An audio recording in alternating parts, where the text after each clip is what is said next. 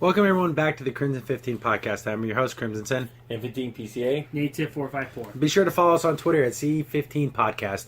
So we covered the Atari VCS thing in the past. Looks like a lot of retro things are coming back. So it's like Coleco is coming back with their... Back in the day, they made these little tabletop, little arcade machines. They're cool looking. They're fun. And then they're really cool display pieces. Yeah. Even though they played pretty terribly, they're cool to look at. Funny, it's just like when I said in an earlier part of our earlier podcast a couple weeks ago. It's basically like the Neo Geo. When they first were stopped making, they got cheap and they got expensive again. Those original ones are like $300. It's ridiculous. So they're trying to bring back those classic little tabletop, and they're tiny. They're like itty bitty. Yeah. You can still get like retro remake ones. But they first came out in the 80s, and now they're coming out with a couple new ones. It's a kid that did a Kickstarter campaign. They have a video and everything.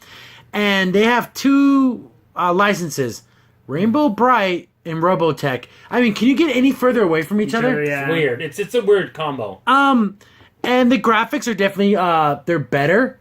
I'd say they're somewhere between Nintendo and Super Nintendo. It's like if there was a Nintendo 1.5, that's what these graphics are at. I would say they're better than those ones you've seen at Walmart, the ones that Rampage. Yeah. They're better than that, but they're nowhere near like a 2DS. Yeah, exactly. Yeah. So then they kind of showed off, and they showed off Rainbow Bright. I guess they're saying it's like an RPG.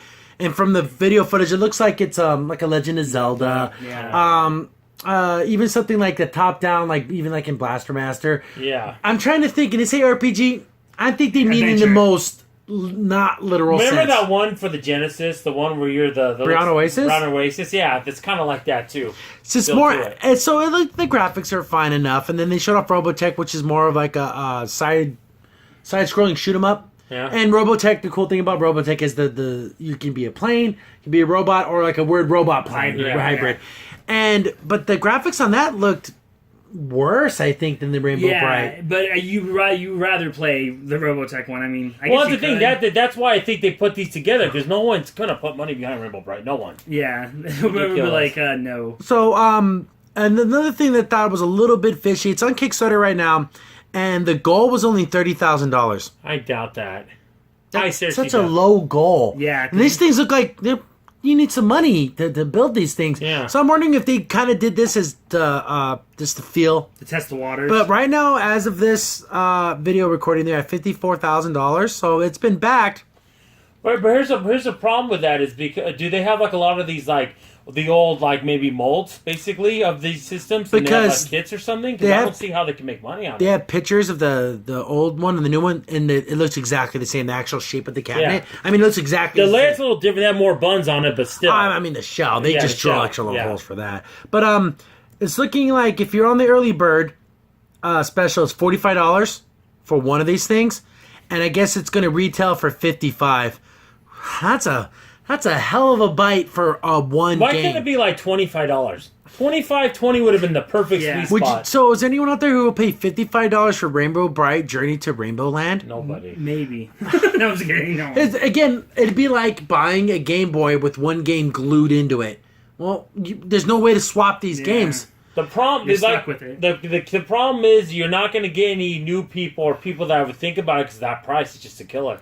Now, wouldn't it be funny if they just said, like, well, you backed us, but it's random which one you get? Yeah, you gotta choose. Well, no, they have you could choose which one, but I wonder if they're going to... That'd be a joke, though. I know, it would be funny. But the thing that's interesting is this ColecoVision. I know they have this guy named Kennedy that's been part of them. Not really an up-and-up kind of guy, so I'm a little leery about this whole thing. And then why it's like so low on the... Yeah. Well, it shouldn't be like 100,000. Wouldn't that make more sense? And then, okay, I can believe 100,000 to make all those. Only 20? So this is the dimensions. It's 8 1/4 inches tall, 6.5 inches wide, and the base is 8 1/4 inches. So it kind of has like it's skinnier at the top than it is at the bottom. So it's that classic kind of arcade look. Iconic heavy-duty plastic shell, high-detailed full-color art wraps. The little case looks cool. Yeah. It's like a mini little tiny arcade. I'll give you that. Powerful new gaming chip, but they never give you any details on what it is. Revamped joystick, action buttons, I would imagine. Or maybe it look graphically better. That would have helped so much. And two cool things. Rechargeable battery, which is nice. Yeah. And volume control and a headphone jack. Okay, nice, those two things are nice. But $55? This is what's gonna happen. Anyone who buys a Rainbow Bright, if it even gets made, by the way, I mean, like playing it for 2 minutes done. Robotech, if he has continues, you'll play it all the way to the end one time to beat it. You'll never play it again. Exactly. And they're doing $85. You get both for the Kickstarter. A little bit better.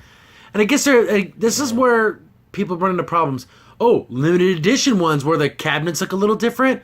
Guys, just get the one product out. Don't worry about variants and color specials. But they've had that problem, ColecoVision, in the past. Remember with the VGS, whatever, that was supposed to come out?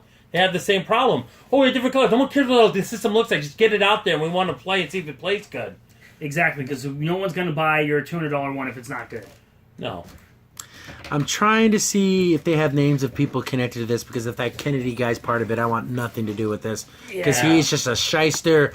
He's a piece of garbage, that guy. Then there was the only person during the video was some woman. Yeah, Tina. Tina. Yeah, it's Tina for ColecoVision. Yeah. We know who that is. Exactly. I don't know why they, maybe we're supposed to know. I don't know. And they keep talking about, oh, we're famous for this. You're not that Coleco anymore. You just bought the name. You have nothing to do with that old Coleco. When the fact you make Atari look good right now, that's how bad you're doing, okay? Oh, here we go. Collaborators on this project: Chris Calendo, New Wave Toys, Peter Glaude, and Andrew. So it doesn't look like that Kennedy guy's part of this. That's good. Unless he changed his name. Dun, dun, dun. Oh, no. But, like I said, these are shelf thingies. Yeah. You play them a couple times. And Yeah, you put them on your shelf, make them look nice. I like that guy. But here's the thing. With that money, you can get a Super Nintendo Mini. Yeah. Way more games. You can get a This NES is for Mini. the guy who has everything already. Yeah. That's what it's for. And he just wants an extra little side piece. Yeah. And so they're showing off on the Kickstarter. We'll leave a link to the project if you guys pick these up. Let us know if they're any good. I don't think I'm going to be backing this, but they're showing off like some of the quotes. And one of the quotes here, it's kind of like, it's not a bad quote, but it's like you would pick this quote out of all of them. This is from Coleco Revival. Thanks. I have no more room on the trophy shelf, but thanks for keeping the Coleco Revival going. Here's a $5. So someone donated $5, and that was all he said. Put the guy to the Why would you promote that quote? That's like, well, I do like you, but I have no room, but here's $5. Okay, thanks. That's a great quote. That's supposed to inspire people to put money into this. So they have a little timeline. I know your name. Here you go. $5. I remember you. This is coming from the Kickstarter. We have already finished the prototyping phase and moved on to the tooling. They expect challenges to come through dialing in the tooling and the overall feel of the machine on the production grade units. Even though a lot of the heavy design work is already done, there's always a significant challenge that comes at the time of the final pre-production sample stage. We want to make sure that the product will deliver and live up to the hard work put into the original Coleco Minis from the 80s. So that's the thing, the tooling. This thing got to feel good. And the little joystick, you kind of like, how do you do? Do you put your thumb on it and move it, or do you pinch it? I remember my sister had these when I was a kid, and you basically go like this. You pinch it? Pinch it. You have to. That's the only way I played it. They kind of, but you're also a kid too. Yeah. Your hands are way bigger now. We're adults, and it's kind of like one of those things where they got to make the stick response. The buttons got to feel good. They can't be mushy. They have to be nice and crisp. Yeah. This is what I want to make a parallel with. Remember the Neo Geo where you could hook up a joystick to it? That would have been so cool if you could do that with this. That would have helped a lot. These things look great, but at $55 for one game, exactly. And it's even coming out. That's another question.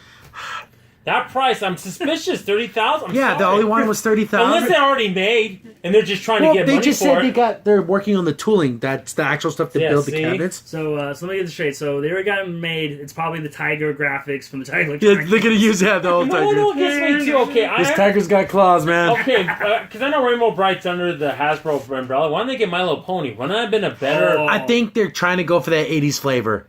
So they're gonna do My Rainbow. Little Pony was in the 80s. Yeah, but everyone wants the new My Little Pony. They don't want the old one. And Robotech, of all the things, I guess they're gonna do a boy game and a girl game. That's what I'm thinking too. But wow, what a contrast though. It's so weird. Out of all the things, like it would make sense if it was like Rainbow Bright and He-Man because then at least they're under the Hasbro umbrella. But Robotech's like Gold Productions. That's like a totally different company. How much more fun would it have been if it was She-Ra?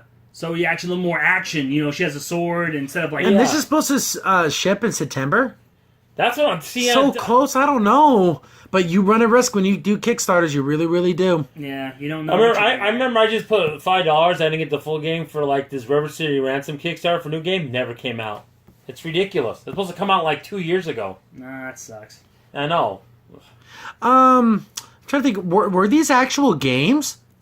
Because I'm looking at the FAQs here, and it says, "Are you using official ROM?" Yes, Coleco Evolved mini arcades are fully licensed for both Rainbow Bright and Robotech. But are these brand new games? Or are these? must be I don't older remember games. those games. The Robotech could be maybe one from Japan, but I doubt that Rainbow Bright. So I remember Rainbow Bright only had like what, a Atari game and a original ColecoVision game. But there's no way that's. That one. And one of the questions here is, why did you start with these games? We thought it'd be important to show off the Coleco Evolved's update technology, bringing new experiences to the mini platform. Robotech is a classic anime franchise presented in the genre we knew our fans would be excited to play on the platform. Rainbow Bright is an iconic girls brand, also presented in a classic genre, and would be introduced to a new generation of young gamers to their home arcade experience. So I'm thinking these are... here's a funny question right here. Is this the same company / team that worked on the Coleco Chameleon, which was a complete disaster? That's what we're talking about. This is their answer. The Coleco Chameleon was developed by a third-party licensee who was responsible for all aspects of the development. We terminated our relationship with the licensee once it became clear the product was not living up to the Coleco name. Sure. So I guess they have nothing to do with it, which... Well, that's a good sign. That's good, though. But here's the thing, though. Yeah, wouldn't it make more sense if you want to do I mean, I like Robotech, but like Voltron would have been amazing. Oh, Voltron would have been sick. Yeah. I'm just looking at this thing. They're talking about you can USB port to charge it and everything. So, it looks okay. Just that price. It was just $20 cheaper. Would have. Yeah, it's so expensive for just one game. If someone had one, sure, I'd give it a shot and I'd play it, but I'm not going to put money Yeah, but down. can you see this on store shelves? No. Not that. They'll be like at GameStop stuff, and they'll sit on the shelf, and hopefully there'll be some sale, and you'll get them for cheap. Yeah, like $15. Oh, there you go. $15, I'll get one. There you go. But I guess that this is, again, it already met its goal, so hopefully this actually gets made and comes out. The thing that is not anywhere associated with a Chameleon is a big plus for me. That really helps a little bit in this. Gives it more credibility. So yeah, this looks kind of cool. I want to see it in actual people's hands, because until then, I just think it's still just vaporware at this point. Yeah, I know, right? Again, they keep talking about like, the classic, the company was first formed in 1932, and like, they're trying to tug on those heartstrings of like that The past. nostalgia. Yeah. But didn't they originally make like shoe leather and stuff? That's the thing. did. They were a Connecticut-based company. They made like paper products and stuff too. It was Yeah. really weird. But I definitely want to see more of this. Yeah. And I want to see an actual like working unit, because all we've seen is just like pictures. Yeah, wouldn't it be nice like in a couple months? Oh, this is how it's going to look like, and they play and everything. Exactly, they show you and Hey, might not be the time to release that at E3 if they get a booth. That screen is itty bitty on that. tiny. Yeah, it is. But yeah, we'll keep an eye on this, and if something new comes up, we'll definitely do another update on it. But for now, it looks kind of cool, but the price is just That's the thing. too what do I say? This is too rich for my blood. Get that, Yeah. or maybe I get a 2D controller so I can play better fighting games on the Xbox. I'd rather get that. Yeah, Sorry, just one same price. Crimson Sin here. Thanks for watching, and be sure to like, sub, and share. Also, for the most up-to-date information about the podcast, follow us on Twitter at C15 Podcast.